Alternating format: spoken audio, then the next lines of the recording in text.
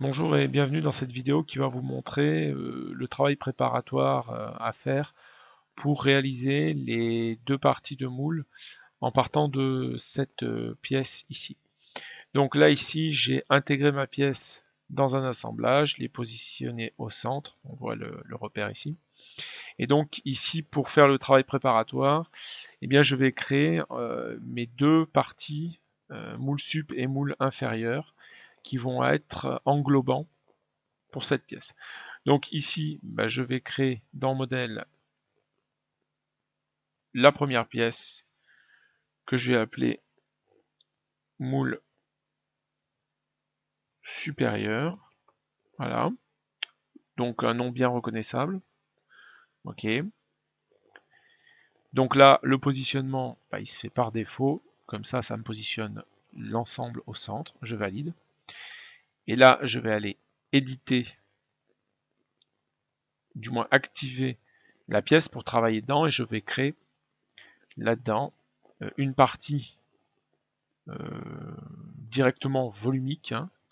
Donc je mets face à moi, je trace, vu que j'ai une pièce symétrique, des axes de symétrie pour que mon rectangle soit symétrique des deux côtés. Ensuite, je peux même mettre une contrainte d'égalité là-dessus et définir la distance, quelque chose de rond. Je valide, voilà.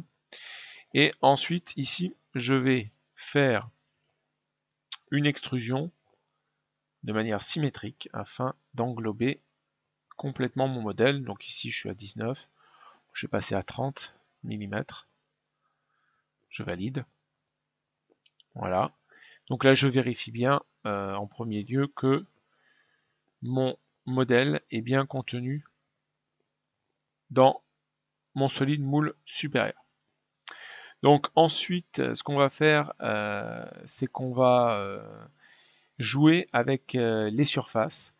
Donc pour ça, on va aller dans la roue et on va aller récupérer. Ici, on va activer cette roue, on va cacher cet élément-là. Donc là, je suis plus qu'avec ma roue de départ. Et je vais aller récupérer les surfaces de cette roue pour les injecter dans cette pièce-là. Donc pour ça, on va utiliser l'outil qui s'appelle géométrie publique. Donc ici, la géométrie publique, ça sert à partager les géométries, par exemple, d'une pièce à une autre. Donc là, il me demande de sélectionner des surfaces. Donc ici, bah, je vais directement cliquer sur la roue, comme ça j'ai toutes les surfaces solides. Et là, il me demande des références. Donc du coup, bah, en référence, pour positionner, je vais prendre les plans. Voilà, les trois plans avec l'outil contrôle. Je valide. Donc là ici, j'ai bien créé, j'ai créé deux géométries publiques, j'en supprimer une. J'ai bien créé une géométrie publique ici. Donc je vais pouvoir maintenant transvaser ma géométrie publique ici dans l'autre pièce, moule supérieur. Donc ici, je vais activer cette pièce. Je vais la réafficher. Et là-dedans, je vais aller chercher ma géométrie publique. Donc je vais aller dans Modèle, Copie de géométrie. Et là ici, en référence, je vais aller prendre cette géométrie publique ici. Donc voilà, je valide. Et alors ici, ce qu'on peut voir, c'est quand j'active l'ensemble et que je cache la roue, et bien ici, j'ai récupéré ma géométrie publique dans le moule supérieur. Donc ce que je vais pouvoir faire maintenant, si je fais une petite vue suivant un plan, vue de coupe suivant un plan ici, je valide, on devine, on aperçoit un peu les traits là qui représentent la géométrie publique. Donc là ici, bah, je vais pouvoir soustraire cette géométrie en copie de mon moule pour créer la cavité. Donc je vais réafficher, du moins je vais activer cette pièce pour travailler dedans. Et ensuite je vais sélectionner la géométrie publique, aller dans la fonction solide, Et ici, utiliser un enlèvement de matière à l'intérieur ou à l'extérieur d'une surface composée.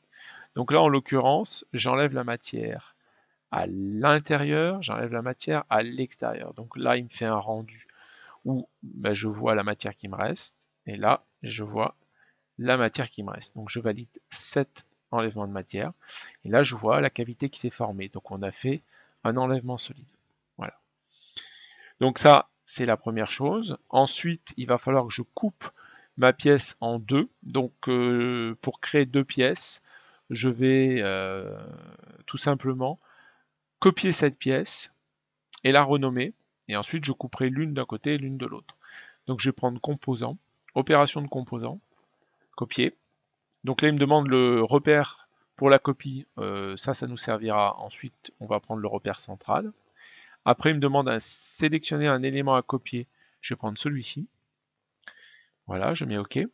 Ensuite, là, on s'aperçoit de pourquoi il nous demandait le repère. C'est qu'il avait besoin du repère pour voir si on voulait faire une translation, une rotation de notre copie. Donc nous, on ne veut pas faire de translation, de rotation. Donc on va prendre une translation sur X d'une distance de 0. On peut faire sur Y ou sur Z. On valide. Maintenant, on fait OK. Et il nous demande le nombre d'instances que l'on veut. Donc là, ici, il ne faut pas mettre 1, parce que sinon, il va garder celle-ci, il ne va pas en rajouter une autre. Donc moi, je voudrais 2 instances. Je valide. OK. OK. Et là, j'ai bien créé mes deux parties de moule, moule supérieur, qui est une copie de l'autre. Alors évidemment, je vais renommer le deuxième moule supérieur en moule inférieur. Alors, on ne peut pas utiliser renommer parce qu'on est dans une CAO, et donc il y a des problèmes de lien, donc on va faire un remplacer par une copie, et on va renommer en moule inférieur. On valide, voilà. Et donc là, j'ai bien mon modèle, mon moule sup et mon moule inférieur qui sont ici. Alors, ce qui termine la vidéo de préparation à l'opération de création de moule. Merci pour votre attention.